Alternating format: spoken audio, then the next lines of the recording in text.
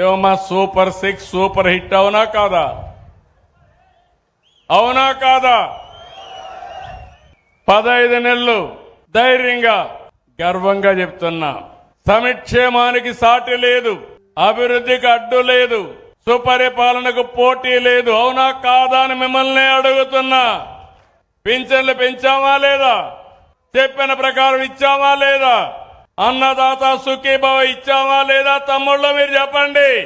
ఏమమ్మా తల్లికి వందనం ఎంతమంది పిల్లలుంటే ఇచ్చామా లేదా అని అడుగుతున్నా. నిన్నే మా మైనారిటీ ఆడబిడ్డ 6 మంది పిల్లలుంటే 6 మందికి 78,000 ఇచ్చారని నా దగ్గరకు వచ్చి గర్వంగా చెప్పిందంటే అది తెలుగుదేశం పార్టీ విధానం. ఏమా నలుగురమ్మా, 4 ఆడబిడ్డలు మా తల్లికి 52,000 ఇచ్చాం. అవునా తల్లి? 52,000 ఇచ్చాం మా ఆడబిడ్డకి. గట్టిగా చెప్పట్లు కూడా చెప్పండి.